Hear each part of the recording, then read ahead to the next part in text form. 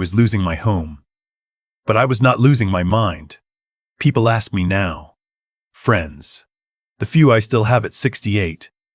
They ask how I stayed calm through all of it. How I didn't just walk through that front door and start screaming. And I tell them the same thing every time because screaming would have cost me everything. Staying quiet was the only weapon I had left. My name is not important. What matters is what I found and what I did about it. I spent 41 years building something, not a fortune. I was never that kind of man.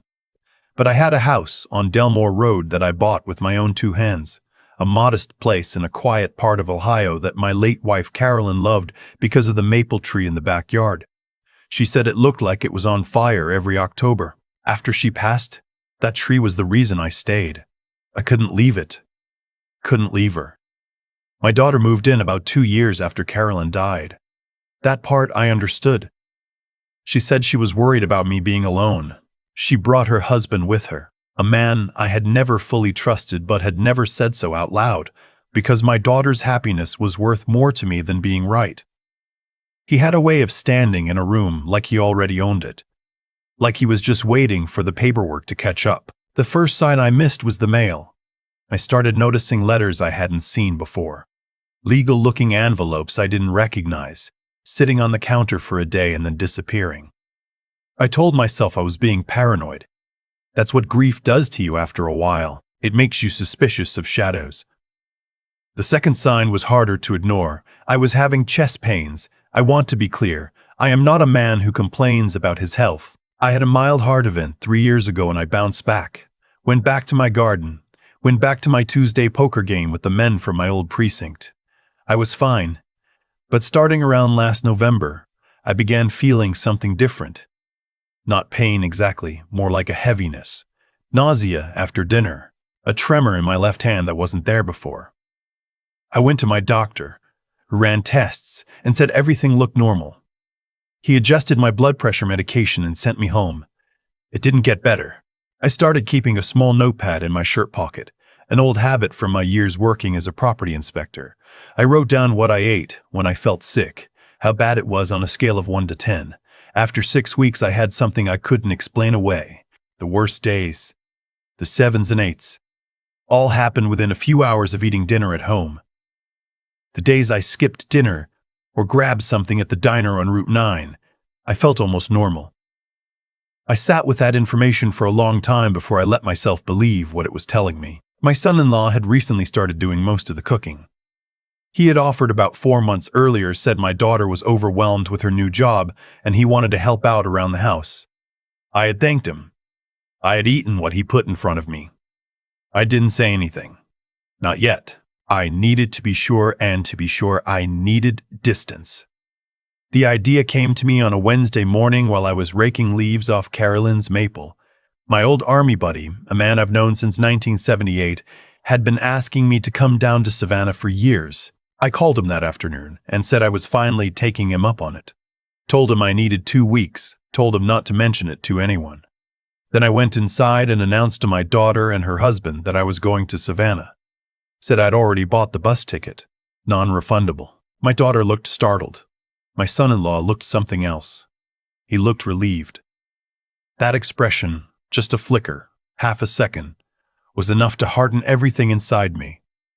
I packed a bag. I called a taxi instead of asking for a ride. I hugged my daughter at the door and told her I loved her.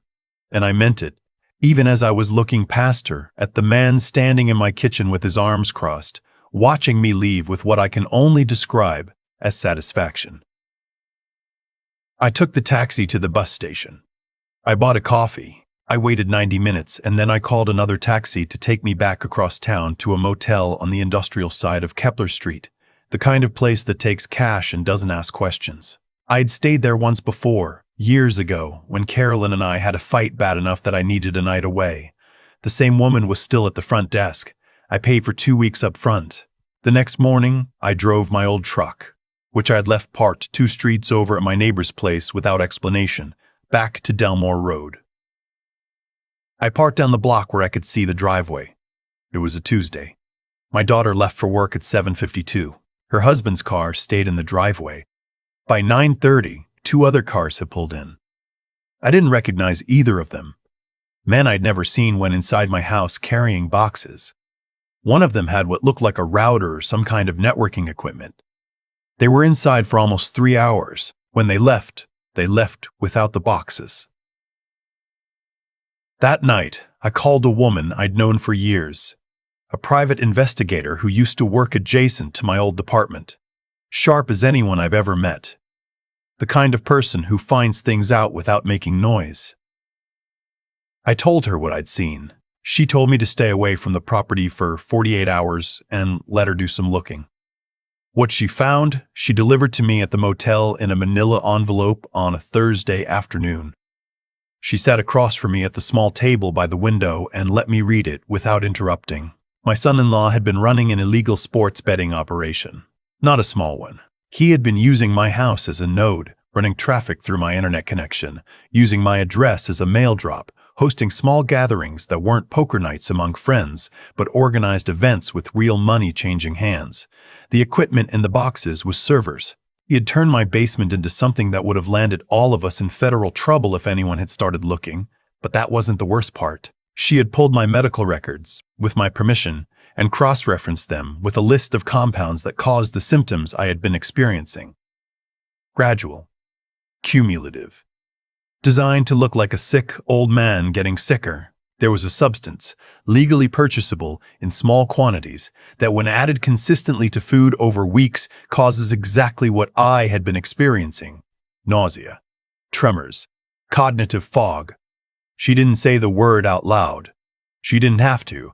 I sat in that motel room for a long time after she left. I looked at the water stain on the ceiling above the bed. I thought about Carolyn. About what she would have said if she could see what was happening in the house she loved, under the maple tree she loved. I think she would have been sad first. Then she would have gotten very, very practical. That's what I did. I got practical. The investigator had contacts. She knew someone at the county sheriff's office, and through him, we reached a federal agent who handled financial crimes. I will not pretend that process was fast. It wasn't. It took 9 days of phone calls and meetings at a diner booth and one very long afternoon in a conference room downtown. 9 days during which I went back to Delmore Road twice more, parking further away each time, watching things I cannot fully describe without feeling a grief I'm not ready to write about yet. On the second visit, I saw my daughter. She was standing in the front yard talking on her phone, and I watched her from down the street. And I want to be honest. She did not look like a woman who was afraid of what was happening. She looked comfortable. She looked at home in a way that suggested she had rearranged herself around this new version of things. That was when I understood that what the investigator had implied about the food, about the kitchen, was not something my daughter was unaware of. That was the hardest thing I have ever accepted in 68 years of living. You can lose a wife. I know how to carry that. You put it in your chest and you walk with it, and eventually the weight becomes familiar. But to look at your own child across a quiet street and understand that she had watched you shake and stumble and lose your footing, that she had sat across from you at the dinner table and handed you a fork, that's a different kind of loss. It doesn't have a familiar weight. It just has a shape, and the shape is wrong. I did not call out to her. I put the truck in reverse and drove back to Kepler Street. The operation was planned for a Saturday. I was asked to return home as if nothing had happened, to give a reason for my early return that would hold for a few minutes, enough time for the team already positioned to move in. The agent told me to keep it simple. Say the trip fell through. Say my friend got sick. I drove up to my own house on a Saturday morning and knocked on my own front door. My son-in-law answered. He was wearing a button-down shirt, the kind he put on when he was trying to look like something he wasn't. The relief I had seen on his face when I left was gone. In its place was a careful neutrality, the expression of a man rapidly recalculating. I said, "My friend had a health scare, couldn't host. I came back early. Sorry for not calling ahead." He stepped back and let me in. There were 3 men in my living room I had never seen. The equipment I didn't recognize sat on my dining room table. My daughter came out of the kitchen holding a dish towel, and for a moment, just a moment, I saw something cross her face.